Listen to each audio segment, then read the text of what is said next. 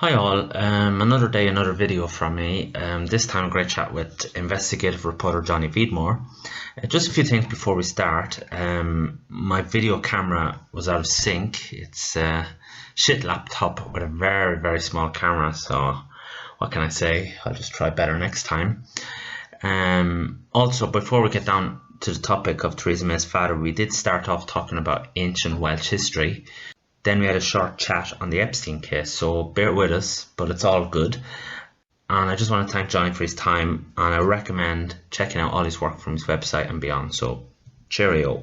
Hello everyone, and in today's video I'm going to be joined by Johnny Vedmore, a man of many talents. He's a UK-based singer-songwriter, investigative journalist. He's a legalized cannabis advocate and leader of United Wales Independence Party. So thanks, Johnny, for joining me today. It's a real pleasure.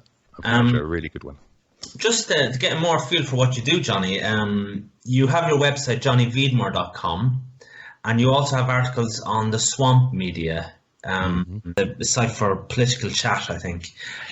So just be prepared to be blown away with Johnny's deep analysis of issues that the mainstream media are too afraid to cover. So Johnny's your man for these topics that are maybe a bit too hot to handle, perhaps, especially regarding issues like the Epstein scandal at the moment and who's really behind the Skripal case, to name just two. So, as I said, thanks for joining me.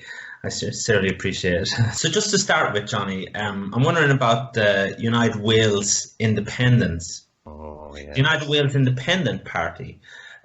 Is Plaid Cumbria Party Wales, is that not good enough? It's a hard one. We in Wales, when I started this idea, and it really did come to me like a bolt of lightning, where Welsh independence was obviously such an important idea to discuss, mainly because people ridiculed it all of the time. It's something that happens in British society. We're used to the Queen, we're used to the monarchy, we're used to this being a little colony, a principality. Exactly. We see what's happening in Scotland, and the fight for independence up there, and a lot of people in Wales feel like, oh, we really could go it alone at one point. But then you say to other Welsh people, and especially back when I started doing what was UWhip, you say to Welsh people, and they give you all of the reasons under the sun that the English people would give you for not having independence. So it's we can't afford it. We wouldn't be able to rule ourselves. We wouldn't be able to make enough money. We'd all be starving. What about the NHS, etc., etc., etc.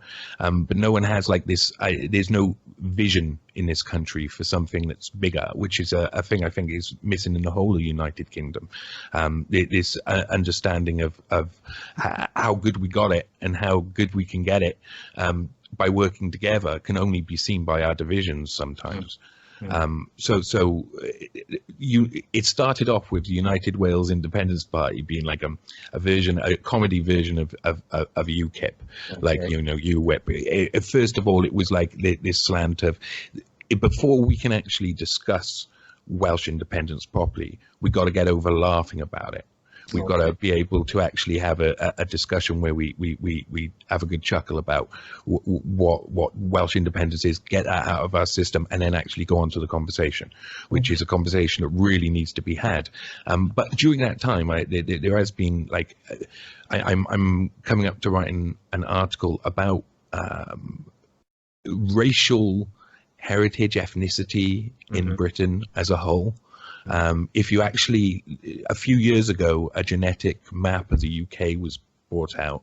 It contained lots of tests from our grandparents all around the countries, and it showed the genetic variance in the different tribes of Britain.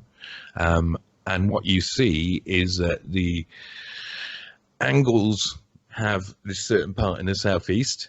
Then up north, there's all of these different what would be called Old North Wales tribes, mixed with a very small amount from Scandinavian origin. You've got two main tribes in Scotland, so like the Picts and the Scots-Irish. In Wales, you've got 5 tribes, 5 different ethnicities. So you've got South Wales, you've got South Pembrokeshire, you've got North Pembrokeshire, you've got North Wales, and you've got the Marcher land, so where the Marcher lords and all of that, and Mercia.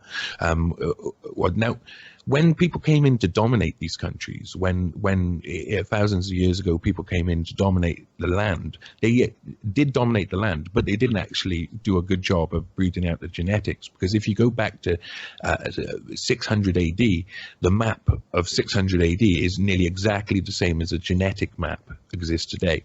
Cornwall and Devon, they're 2 separate races that has been separated by the border, but if you actually do the genetic research, then you discover that they are actually, literally, that border is a genetic border.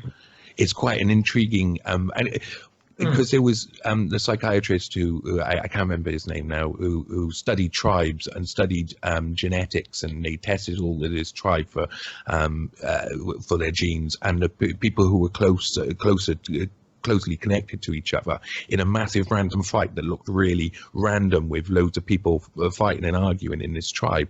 A lot of people who were genetically similar would automatically side together.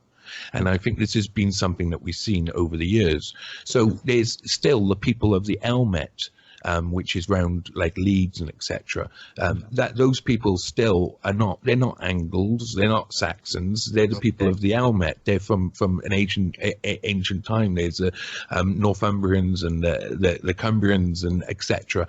All around the place is this really diverse collection of races in Britain, and yet the old Britonians are often, in the north of England, often seeing themselves as Angles, because that's who dominated them for years. So I think like a really interesting discussion about race and the actual ethnicity of the people who would call themselves, say, English nationalist.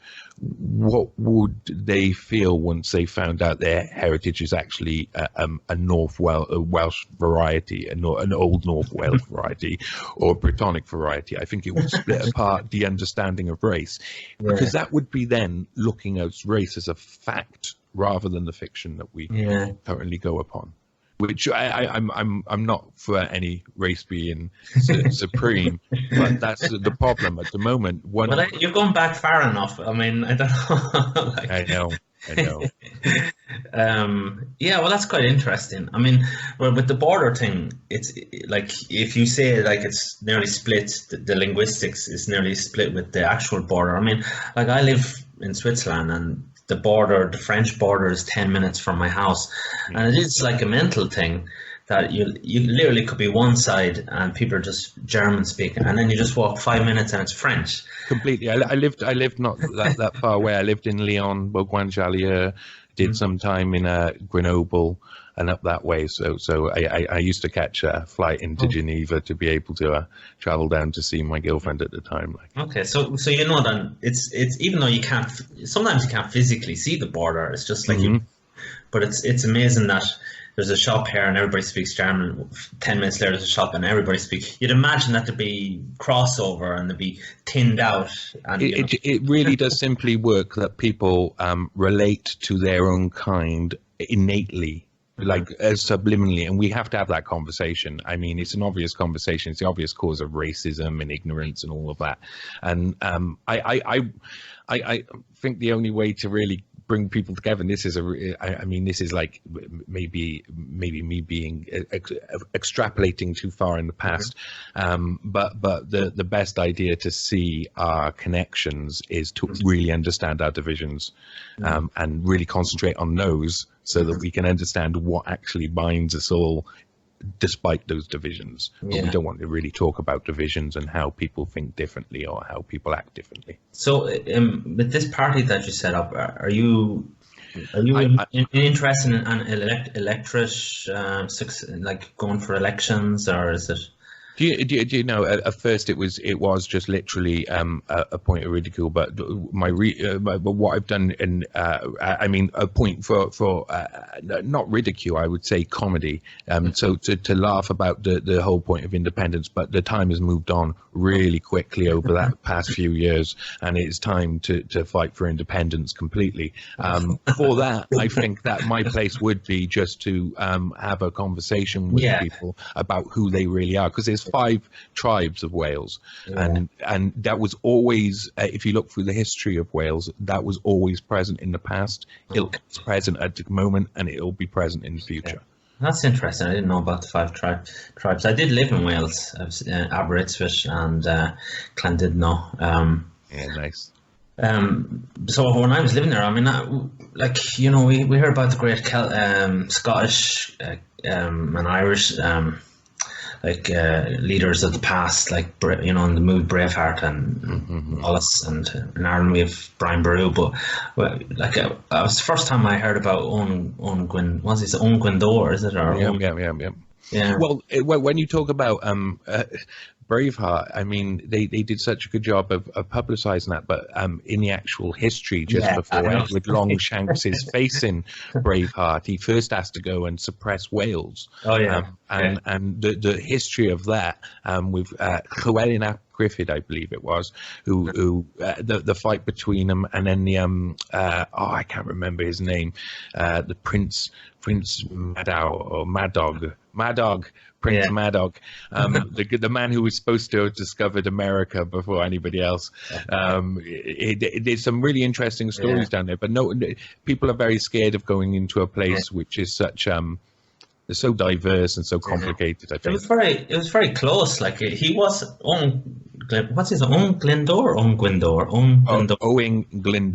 Glyndor. Sorry, I'm saying it almost French. He was very close to winning. Like, I mean, that could have changed everything. Anyway, we were talking about Wales. Anyway, so I see at the moment you're doing a lot of deep analysis on the Epstein case. Now, I know you did a great interview. It was an excellent interview with, on the Richie Allen show, and I'll put a link to that, because that's pretty much, I'm not going to be able to top that. I'm not going to rehash everything, but without going into it all, I wonder if you could just give a small snippet of who exactly Nicole Junkermann is, and why you think this might be important to the Epstein case. Right. Yeah, well, I mean, I've been looking at the Epstein case for a long time before I started actually doing writing and getting it out there and getting my own, like collating information myself and researching. It was intriguing, dragging you in, because it had so much information that was out there, like the flight manifests. On the flight manifest, it was Nicole Junkermann, and she stood out because obviously he usually had entourage around him, or he'd fly people to him, but he would rarely fly alone with someone. So I was really interested in seeing who this lady was. Maybe she was just a party organizer, maybe she was just another one of his many fixers, and so the investigation, by this point I was a little bit skilled in looking around for people. So I found lots of information about her, and then eventually I came across something which really flagged her. I mean, she was in the Panama Papers, and she was part of the FIFA corruption scandal back in 2002 to 2006 with the allocation of TV rights for the German World Cup throughout the entire world, which of course is a big deal and a lot of money. And she had a company where she put chief executive was Philip Blatter, who's Sepp Blatter's son, and they won the contract to do it, and etc. So there's lots of points in history of her corruption, of her being involved in corruption. And then I found this, it was at the time called Reporty Homeland Security, which was a name that came out. She was the one of the directors on the board of this company. It later turned into Carbine 9/11, and that the other people on it is like Ehud Barak, who I think he's the 10th Prime Minister of Israel, and lots of other of the ex-chiefs of cyber intelligence. It's like a fixer then, is she? Well, when I put that information out there, lots of other people start to get involved. and started bringing out information. So it turns out she's it's complicated to try and find her history. She puts down that she was a model.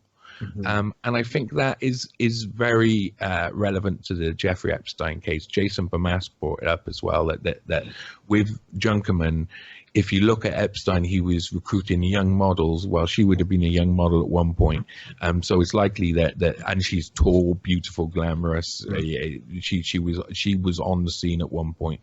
It wouldn't be too far to think that she was somehow involved with Epstein at an earlier point. How she came into money is the same thing as with Epstein. It's kind of like a bit murky. By the time she's graduating from her first degree, she's already owns a multi-million-pound company. I mean, not many people can say that. So where it come from? I didn't go with like I do normally with things where I looked into family history and stuff. I kind of just went into, okay, what's her connection with Epstein? What were they doing when they were on this flight, and where did they go? And they went from Paris to Birmingham. It was an extremely interesting investigation because she's obviously her husband is like the banker for the Vatican. Wow. She's now a countess, and so from when I started investigating her to what the information that is out there now is just unbelievable. People have done such a good job, and it's and wow, she's well worth looking at, because I believe that every time you look at you find one person who's definitely got a stain of corruption, there will be people around them, and that's how you find people. It's like spider's web. It's just all connected, isn't it? But your last story in the Epstein case, you did one last week, didn't you? Just what was the title of that one? That was about the 1st of September. The actual meeting, it was called Epstein, Junkermann, 1st of September. The Wexner war in Iraq, and the 2 secret senators. That's it, 2 secret senators in the Wexner. Because of course, eventually someone came forward to me to say that they were there on the 1st of September, on the date where they flew into Britain, and it turns out they were, well, this is what was told to me, and what I've been able to fact check a hell of a lot of this, which is they were at Foxcote House meeting 2 senators, and that Foxcote House is owned by the billionaire Les Wexner, who is of course linked with Epstein in many ways as a Victoria's Secret owner and limited brands and stuff. And of course his a hunting retreat that they bought him and his wife bought in 1997. So they were probably meeting 2 senators. Who those senators were, well, is more likely, if it's just Epstein meeting them, that it was John Kerry and somebody else, in my opinion, because it was a run-up to the Iraq War. They were about to go through Senate with the Iraq War. John Kerry from 2001 was seen as the next candidate to go up, a Democratic candidate to go up against George W. Bush to try and topple him. And of course, he did eventually, and he did fail eventually. Kerry did. He was meant to fail, wasn't he? Yeah. A lot has to be said. Once the big boys are in power, they don't want to give up power, and Kerry's just one of the big boys. So why would he want to give up the same amount of power? He probably gets money from here and money from there. He was getting money from Epstein from the 90s to around when they were meeting.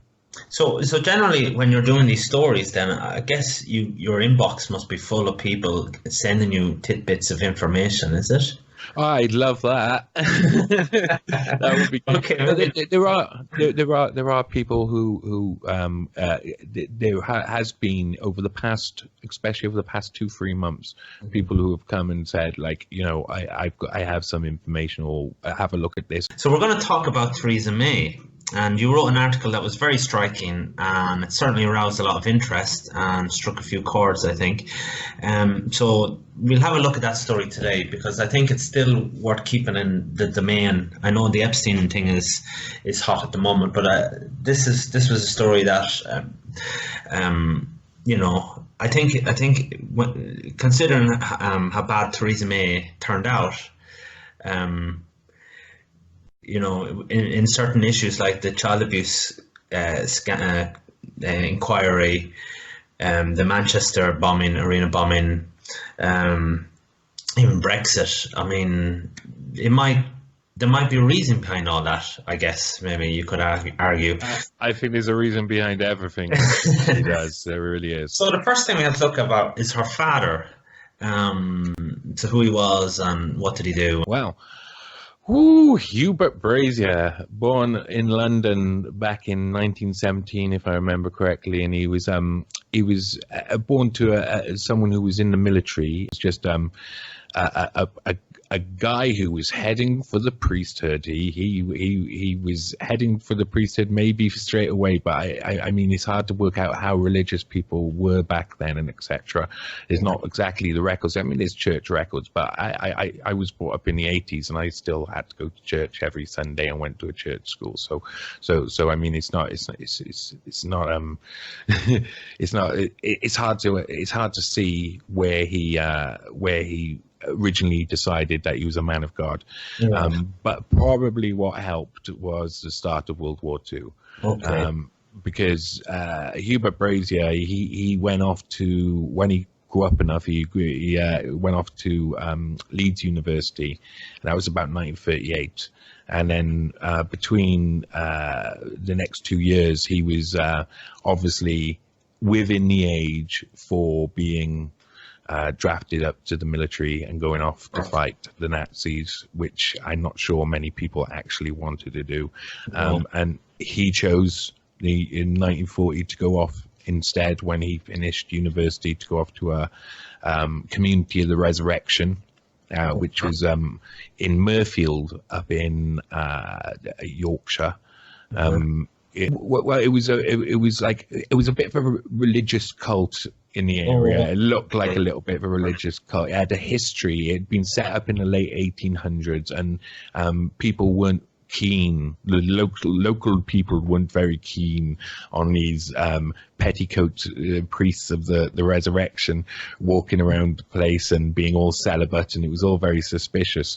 And people didn't talk about the things that we talk about nowadays. So where we can openly talk about the fact that there's potentially child abuse and stuff, this is not something that you find in historic records back then, but you can tell there was a suspicion in the late 1800s about these men who had moved into this Mirfield town, and that the locals were not happy. What that relates to is unknown, but I would suggest that they were not keen to have them around, and that ended up in this big sort of meeting at the local town pub, where in Mirfield, where I think the Bull's Head or something it's called, where one member who was a musician and popular member of the community for the resurrection kind of calmed down the locals, and then from that point on, they were good mates, allies working together. So by the time he was in Mirfield, that Hubert Brazier was in Mirfield,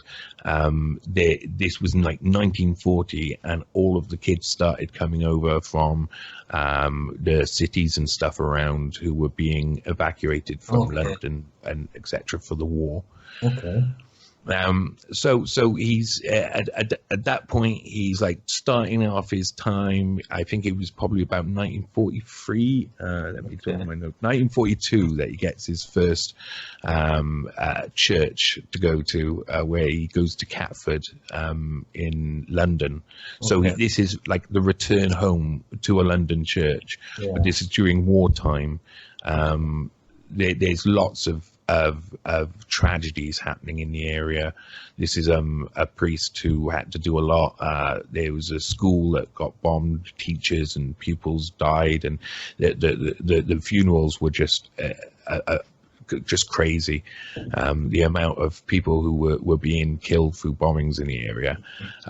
So Hubert Brazier, eventually after the war, would go on to have a little place called St. Luke's, I think it was, which was also in Catford. It was a very small little place. And then eventually he would go to work as the chaplain get his first like real senior post, his first actual post with responsibility with people, etc., as chaplain of All Saints Hospital in Eastbourne, where he would work with someone very intriguing.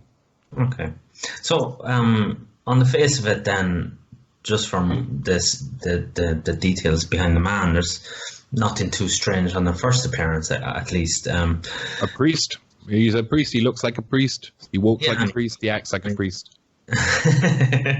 Well, some of these priests, you know. What can you do about them? So, so what got you interested in the story then? I mean, what's the connection like with you? Like, I mean, that's just there's nothing strange there. Yeah. This is the thing, is that what when I was first looking around, it was really, really difficult to find the information, because I was lucky. I had started using the Wayback Machine and archive sites, so I had an ability to go back in time and understand a little bit on the web of what happened in the past. But as I was looking into it, it was coming up to the point where Theresa May had just been installed as leader, and she was about to be prime minister, and she became prime minister, and there was lots of edits done online. There was lots of things done that seemed to be trying to suppress any information that was uncontrollable information, I would say, as soon as she came to office. So the first thing I noticed was that trying to track Hubert Brazier's work positions was really hard, where he'd actually been stationed. And there was a couple of different sites that had like a little entry from the there's a certain book, I can't recall its name, that gets sent round. It's a directory of priests, and every year it goes around to all the priests, and it tells you where the people have worked and their previous places they have been located. And I found a couple of entries for Hubert Brazier in different places, the same entry, the same like little picture, but the sites were all things that had been taken offline from his Wikipedia page. So this was, he didn't have a Wikipedia page to start off with. I mean, when I first went on there, there was no Wikipedia page for Hubert Brazier. There was no connection. I mean, it was the Prime Minister of the UK, and her father had no information about him at all. Okay. So that for me was a little bit suspicious. Okay. I was intrigued on why anybody would want to delete Hubert Brazier from any records. The one thing that I started following was like the history of Wikipedia, and started looking into who had edited the page, and this later led on to a little story that I really should have written properly, but I just like I put out as like almost like a postscript after the article, where basically there was a project on Wikipedia called Project Conservatism at the time, where they were trying to basically, there were certain regular actors on Wikipedia who were trying to edit the conservative pages to take away all of the negative stuff, or things that could be potentially negative. And so there was, I started following this guy called Nev Selbert, who was an ID on Wikipedia, and looking at his edits, and it was like it's still going on. It's very daily. All the things like nasty party and links that they don't want, and he cleans up those things. He goes around Margaret Thatcher's page and makes it look all pretty and stuff. And they had like this central hub where loads of different Wikipedia members were all involved in trying to do this across all pages for conservative candidates. So this is like, and this is, when I say daily, I mean really daily. So you can still go on and search for a Wikipedia named Nev Selbert. I've tried to understand who this person is, because they have quite a lot of details on Wikipedia about them, because you have this little meta page that tells you bits about, and he filled out the whole page. And Nev Selbert, if you reverse it, is treble 7, which then is connotations of all sorts of things, and I have no idea. It's a big deep dark hole is the Wikipedia pages and who's editing them and where they come from and who they are. So that was kind of something I got lost in for a bit. Yeah, so the point is, like, I mean, it wouldn't really make sense. Why would someone want to erase the history of Theresa May's father? I mean, and on the face of a rather boring, life. Yeah. He completely. I had this just like thought at the idea that maybe it's just they just don't like thinking about priests and talking about priests. It's just bad for at the moment. There was all the different things going on, inquiries. We've had 30 years of priests doing terrible things and getting caught doing terrible things. So it's like, I mean, it's obviously anti-conservative propaganda that can be used against Theresa May that her father was a priest, and that was literally what I thought. Well, that's probably why they're doing it there. But what I found really interesting was that the bit of information that kept reoccurring in these places these sites that would disappear. And when I say disappear, if you go to the past Wikipedia page for Hubert Brazier in the Wayback Machine, you can look at the links and you go through things like that. You end up going to other pages which have been taken away from history. So the search will lead you to links that will lead to nowhere. And the base of information that was on all of these pages was his installment in as chaplain of Eastbourne Hospital. Okay. So I thought. So what did you find? Sorry, what did you find then? Wow. I mean, I think I sat in a bit of shock for about a day, because the general election was coming up and I wanted to write this article. I'd been doing loads of research on it, and I thought I'll write this article, I'll put it out there, and it'll be like, it'll be my little push towards the general election. But then it just took a completely different turn from anything political, really, because not anything political. This was very political at the time, but he had worked at Eastbourne Hospital at the time that Dr. John Bodkin Adams had worked at Eastbourne Hospital. And Dr. John Bodkin Adams is one of the most famous of the supposed British serial killers of the past. So that juicy bit of information for me left me kind of like shell-shocked for a whole day, that no one's mentioned this. No one's mentioned it. And then when I actually looked into the details of it, he wouldn't have just been working, he was a chaplain. The amount of, to explain who John Bodkin Adams is important. John Bodkin Adams was a GP who was at the start of who was at the beginning of the NHS. He was someone who, when the NHS was first created, he was one of the first type. And this was only I don't know, 7-8 years or something after the NHS had been created. And there was a big political group who were trying to keep the NHS going, because it was being attacked straight from the off. I mean, socialized medicine is not something that rich people want at all. But it was something that was really necessary in Britain, especially post-war Britain. So John Bodkin Adams was there to start, and he started getting his patients to put him in their will as a kind of favor. Oh, come on, you're going to die at some point. Leave me your house. Leave me all your money, etc. And then conveniently, he would give them an injection where they would die afterwards. And now 130 plus deaths were attributed to him afterwards. So 130 deaths were seen as being enough that he would have been convicted in a court. 160 something deaths were seen as suspicious. Over 130 people put him in their will. So he was making mega bucks. He was enjoying his life. He was a very strange man. He had very strange connections.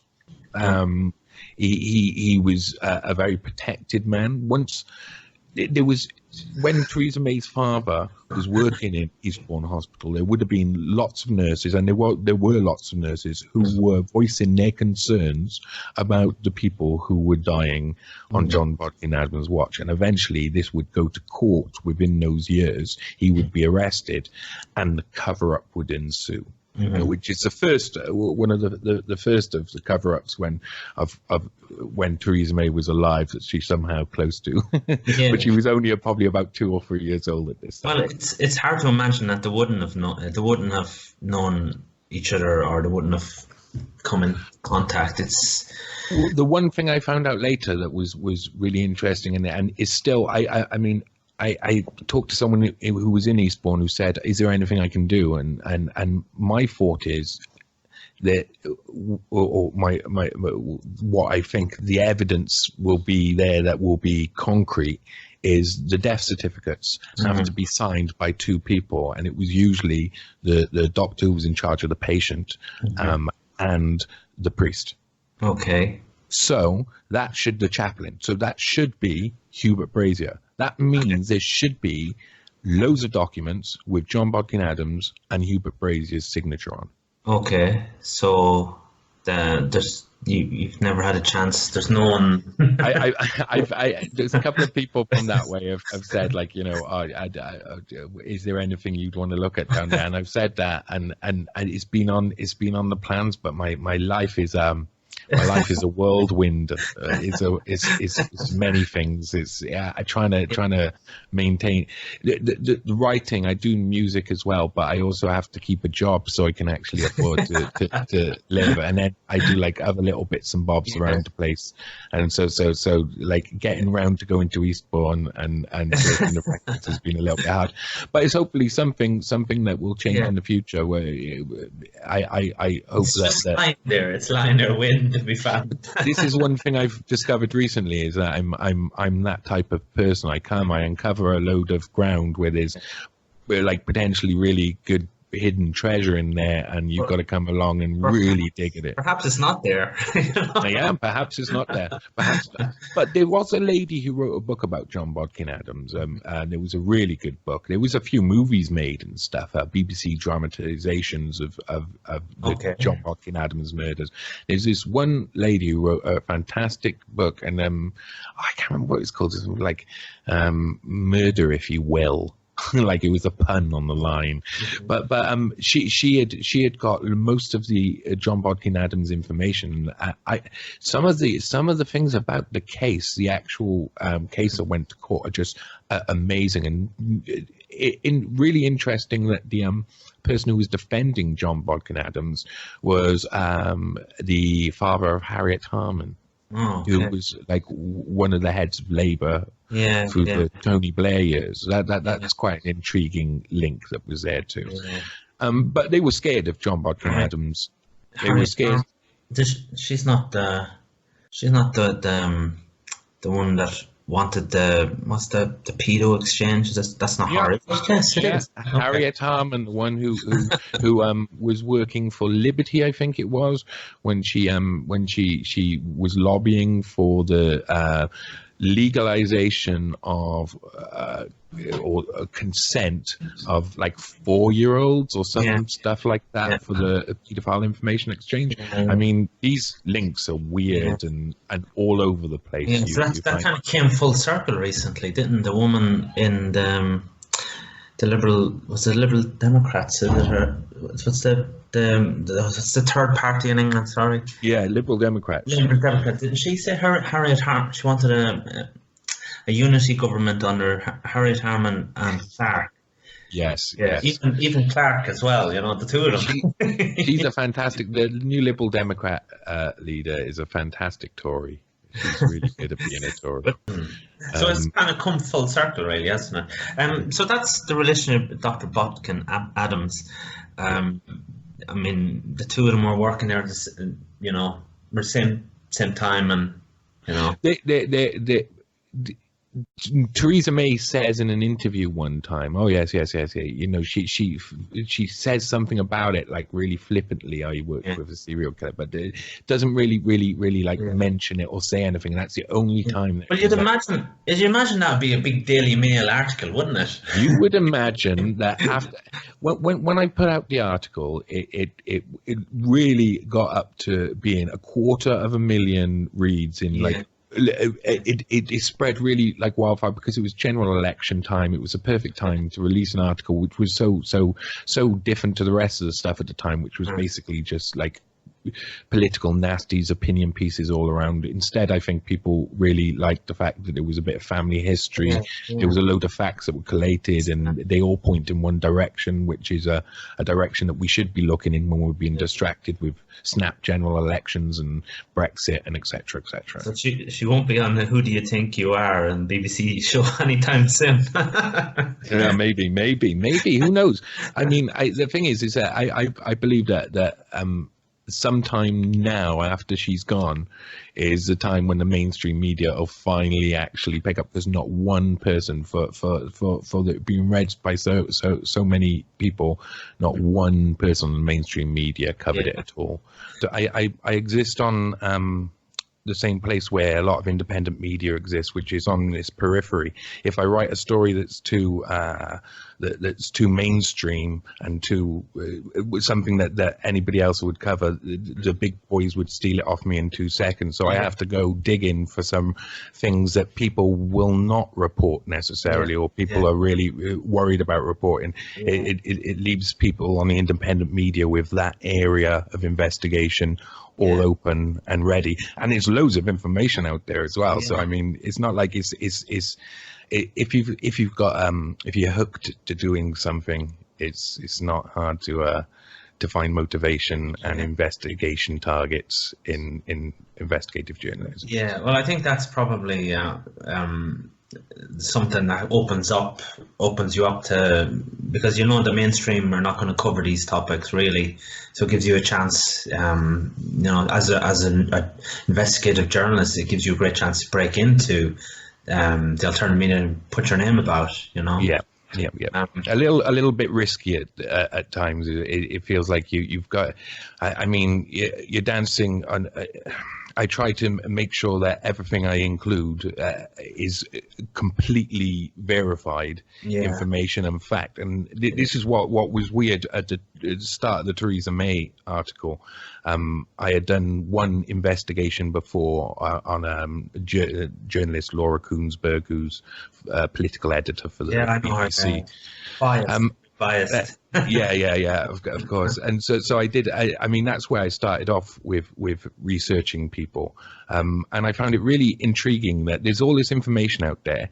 You put it all together, and people were interested in it. It's just like basically like collating facts and putting them all in one place is a niche in the market. Like investigative journalists don't do that anymore. They only report what their propaganda line is, rather than what their chosen line is, rather than the actual just the facts and putting them all together. So when I went round to do got round to doing the Theresa May article, it was like at first it was kind of just like, oh, I've done this one article that was based around this one person's family history, and I had looked back through time, and I quite enjoyed that. So I thought, oh, I'll give that a go with Theresa May, and I mean, it was just it's unbelievable that no one on the mainstream wanted to really dig anywhere, even have a little look in any way, shape, or form. So that brings us down to the diocese of Chichester, is it? Chichester. Yeah. That's a real English name, right? Chichester, isn't it? It's that southeast. It's a good old fashioned Angles language. So why is that interesting then? Well, when he was at in the diocese of Chichester, it was his time in Eastbourne. So he was only there for it was 5-6 years of his time that Hubert Brazier was there, and it was before all of the time, all of the allegations, or not allegations, the proven crimes that have happened in that area within the diocese from other priests. So there's like Rideout, there's Peter Ball, there's like loads of really famous priests who abused masses of their congregations, all located roughly in the same area around Sussex, East and West Sussex, and this was obviously because all of these have been led to convictions. All of these things, like Vickery House, that's another person, that's an actual person's name, if you would believe it. Vickery House is a person who was a priest who did the same thing. As long as so many of them in this one area that the independent child sexual abuse inquiry would have to look at the Diocese of Chichester, and it was on their agenda to look at that diocese. But to look at that would mean also looking at Theresa May's father. And so I think that the fact that as soon as you focus Theresa May's father, and then you put him in this place where for the next, like, it was just obviously a child abuse racket, some sort of, like, you know, really coordinated group, a paedophile ring, who were really, really prominent and were known in the area for what they were doing. I mean, people knew what they were doing. They just take their kids out of church once they got affected by it, and that's just crazy. But that's the kind of, like, that's the culture that existed in that time. And that's someone who was, like, there at the start. What we can see as a start, being able to actually see that structure exist. Before then, it completely hidden. So I find that area, looking at that area, I put lots of pins in the Google map in that area of all different events that happened, and it is a horror show. It is a horror show. So when the historical the child sex abuse inquiry into historical accusations of child abuse, etc., that would have been brought up, that area, that whole. Oh, yeah. It would be one. I believe it still is. It's still something that be looked at. But the question is when they're looking at something, what are they actually looking for? Because it seems like they're looking for a way to put it under the carpet, like brush it under the carpet as quickly as possible. I've not had any confidence in this inquiry. Though there's lots of stuff that come out, there could be a hell of a lot more if they actually did their jobs.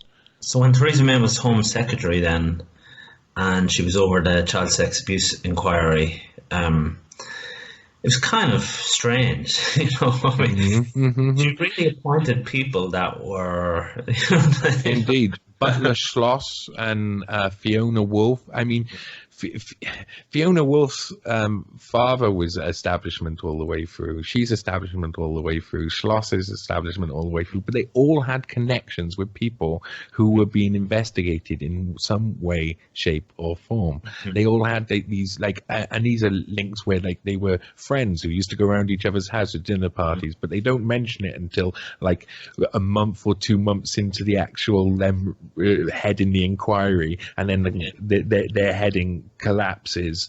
Then you had the lady from New Zealand. She didn't want to do it, really, did she? Yeah, forced into a corner and able to dwindle away really easily after Theresa May had been elected as Prime Minister and was no longer in Home Secretary.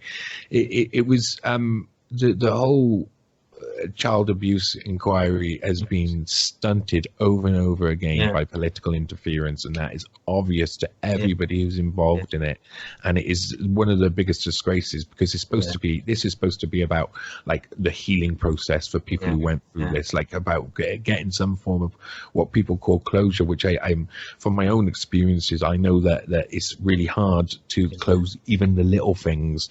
So to get closure on something like being abused as a child is just... Well, it was promising when they decided to act on it, and people were, like, full of hope that finally something's going to happen. But, you know, as we were saying, like, Theresa May got her hands on the inquiry, and is. I mean, there was even files gone missing. Like, wasn't there a lot of files that just went vanished? Yeah, that's been a reoccurring theme for the past like 40 years of Tory rule whenever they've been in power. Probably not only them. I wouldn't be surprised if it's happened under Labour as well. But where files go to someone and then they just go missing, and they're reported by multiple people. There was a certain set that was, of course, supposedly given to Leon Britton, and there was another one who's I can't remember, Lord Armstrong, I think his name is. Lord Armstrong now is the person that the BBC Newsnight will go to comment and defend Ted Heath. He's the person they'll go to. He also admitted to hiding child sex abuse. Yeah, he admitted it. Yet that's the only person that the BBC will bring on to defend Ted Heath. It's really telling that these are the people who are all around in the same areas, all doing the same things. But yeah, files galore. I'm positive that there's even more than we know will come out about how they cover up these things. Well, I mean, sort of that begs the question. I mean, it is like is this clear obstruction, or is it just incompetence? Certainly with Theresa May, you could say it's a bit of column A and a bit of column B. I think there was an automatic want to protect her from any political scandal, because everything was so rocky with Brexit and everything, and this country has been in a mess for the past 4 or 5 years. I mean, it's like a child crying. There's so much. There's so many different problems, and I do think that there can be an element of I'm not sure if I term this the way I'm thinking it in my head, but like honest cover up. Just trying to honestly like limit the amount of information that they're having out there, so they don't have to answer more questions. In between is also there's this malevolent fear of what happened in the past, the malevolent cover-up of the fear, from the fear that has come from the past. Like, there's a lot of things that have happened in the past that the generations today know that they will never know what really happened. And so they probably find it easier just to cover it up en masse. And I think that's what originally started happening with Theresa May's father. They originally just started trying to cover it up because it asked too many questions. It posed too many questions. Well, the thing I find interesting about Theresa May is that she's so inept that it looks like it's planned, because you have the Manchester bombings, and you have the Libyan story there. MI5 or MI6, one of those boys training the father of the bomber. Well, that's shady. And she was Home Secretary there, and she was overseeing like them coming back and forth from Libya all the time. The Libyan freedom fighters, or whatever they were, and like then there was the scandal of the MI5 breaking the law for national security. She was over that big story, and then she's this child sex inquiry. Then there was her immigration targets were all over the place. I can't see. And then we had Brexit as well. So I can't see how she possibly has done anything. And this is really frustrating. They put people on the BBC so many times where people have said, "Oh, she's got such a good record. She's got such a good record. She's got such a good record." But she's got a record which is like it's a path of destruction. She is like inept, Chris Grayling levels. Like she is so inept that it must be she is the fall guy, and that's what it seemed like to be with Brexit. Nobody wanted to take the poison chalice, and they knew she would take the poison chalice. She would happily take the poison. She was what's it called, a collateral damage in the whole thing. In my opinion. I mean, I have seen it that some people say she's she's part of MI5 or MI6, or she's kind of like, I mean, It's hard to know who's working for who in the British government. because she would have been working closely with them when she was Home Secretary, and she was privy to all sorts of information. If you for people out there who like to investigate and like to go into things and are really interested in this, they should go and look at the records in Parliament about the meetings that she was having during her time Home Secretary, and there's a good list of meetings and who attended these meetings, and it's really like it becomes a lot more obvious who the main interests are. I remember there was one where it's the chief executive of Tesco's, who's also like got lots of data interests. He's invested in loads of big data, and along with the head of Bupa, private healthcare. And what are they doing in like defense, the home defense meetings, strategies, meetings? It just makes no sense. It's the people that she was surrounding herself with were clearly have a history that could be interpreted as having some links with intelligence. Well, it's definitely it could be seen as they had one of their guys in power, you know, and so I mean, you have had some pushback about this story. I've seen there's one website, I can't remember what it's called, but I don't know. Have you seen it? He seems to be attacking everybody that's yeah. I know who you're talking about already. But he's saying like you're kind of connecting dots, and there's you know. But your point is you're entitled to ask the questions. Why? Because the cover up, the child abuse inquiry is such an obvious cover up. There's, you know, it's The amazing thing about this is just, again, for me, it was just about the case of I've put together the information, I've collated the information, and it's up for other people to then go and look at it, and you know, I've given people, so I can't see what the problem in actually like supplying evidence over. But the person you're talking about, I think he's called something like Bartholomew Blogs or something like that.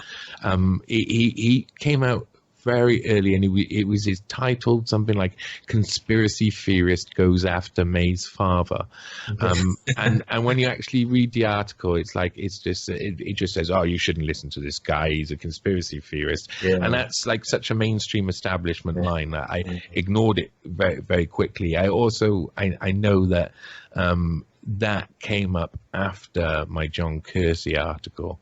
And John Kersey has some people who like to defend him too, and he never. This is a guy did an investigation on it. He never actually directly confronted any of the accusations, but he did attack other pieces that I did. Well, it's just because of the child abuse inquiry and the, you know, Elm Guest House and. I did contact the guy on Twitter and ask, you know, what is it that you find? I mean, we can discuss it, and they got no response. But the point is, like, it was, as I said, people were really finally we're going to get an inquiry into this, and it was just completely stopped. Really, I mean, it was complete shenanigans. It's still chugging along. It's still chugging along right now, and there's interesting information. But what it tends to be is they're trying to make sure as many people die naturally before any conclusion and justice can be found. Well, there's a lot of Tory involvement in those paedophile scandals. You know, just a question, like, because Tom Watson brought it up in the House of Commons that, you know, he talked about the high-profile paedophile network. Deputy leader of the Liberal Party, Tom Watson, which got it out there, you know, and it got people talking. And I know he got a lot of pushback, and, you know, what was it, Leon Britton and what's the other guy's name? Jana. And Harvey Proctor as well. And of course. And, you know, I think there's of course, nothing's been proven. We have to say. Yeah.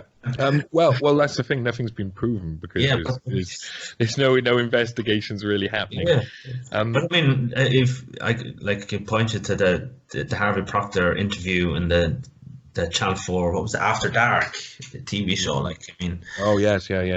Interesting. He makes some very interesting comments in that show for a guy that's, you know.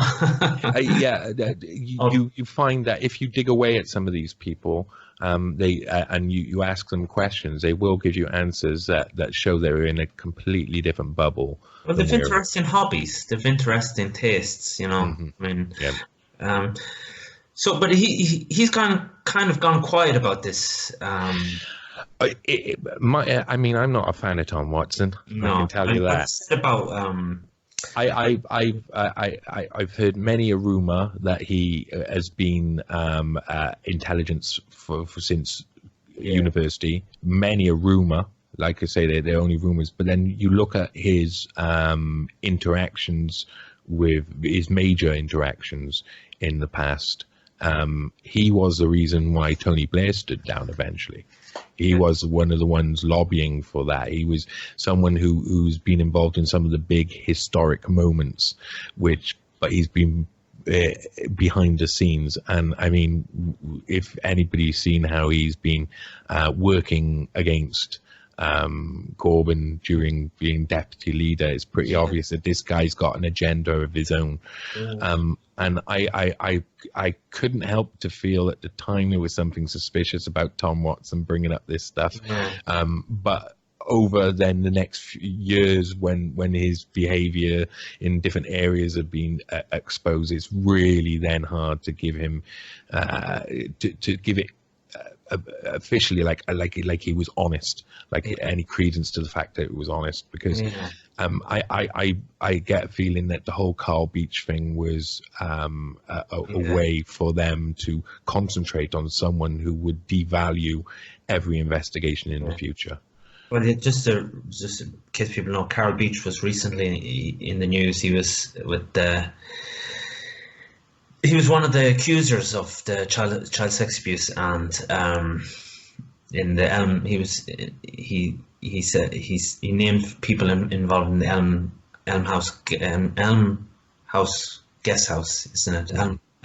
And he named Harvey Procter, named Leon Britton, he was very, very keen to point out connections to Dolphin Square, and basically all of the things that we've heard so many times and we know have credible, have a bit of backbone to them. Every sort of rumor that we know that is probably true is the one that he kind of said, I was involved in that and I was involved in that, and it seems like it to be true. So he's recently been arrested for wasting police time, etc. But that reads like a psycho, you know. That reads like someone, they always do that they have a real story, real allegations, and then someone, you know, someone comes out and they totally discredits the whole story, you know. Yeah, most definitely. But for people to actually come out of, for the normal everyday average member of our society to come out of their box and say intelligence operations are being played on people to manipulate how they think, it's really hard, because they just see it, you know, they see the glitz and glamour of Hollywood and the action movies and adventure movies, but they don't look at the actual damage that is done in real life when these things happen, because they don't admit to them being true. They can say, oh no, we know that they exist, we know MI5 exists, but we don't see anything that they do. So anything that we see can't be something that they do. Well, people just think that they sit around an office doing crosswords all the time, you know. Which they might spend a little bit of time doing that. And was it hard to get the information on Theresa May's dad? I mean, how much work did you have to do?